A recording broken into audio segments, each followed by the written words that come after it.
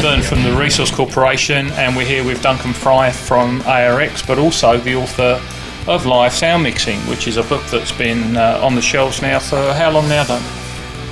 The original version came out in 1991, so that's 21 years. Jeepers. My goodness, I'll have to ask my grandparents about that.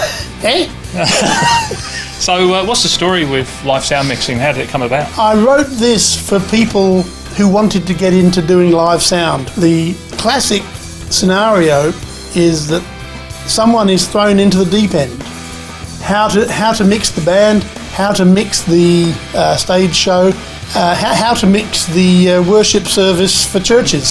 So is this what happened to you? Did you get thrown in the deep end? I certainly did, yes. I wanted to get into the business, and I was helping friends by lugging stuff around. And one night there was a gig to be delivered down on the coast, and the guy mixing never turned up.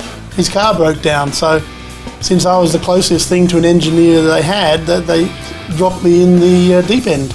A scary experience, because you've got a couple of hundred drunks all out for a good time, and if nothing comes out of the PA, they get really cross. So, as an example of the kind of things that fox me, the term out of phase, what does that mean, and how does the book cover that?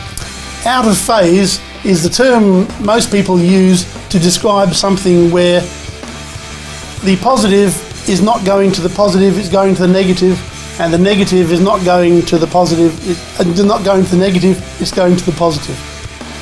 In other words, if we think of it as a signal, if you look at a signal on a oscilloscope, a probe, you see it goes like that.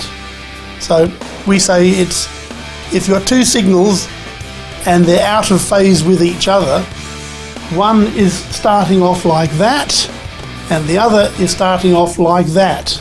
It's the opposite. Okay. You can go into far more detail, which you can in the book, but basically it's a mismatch. Mm-hmm. And the sound at various frequencies will sound boomy or thin. So that's a common problem, and this solves that without any previous knowledge. Without doing any brain damage. Fantastic. Again, there's not pages and pages of audio theory. What there is hands-on information that tells you what to do and when to do it. And also what to do when things don't work.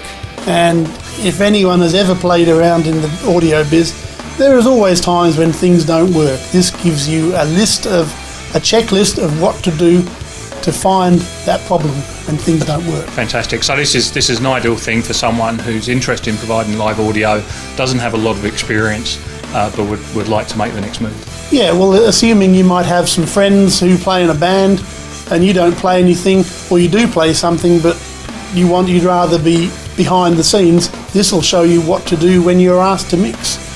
Fantastic. Well, I'm going to go off and buy 5 now. Oh, good.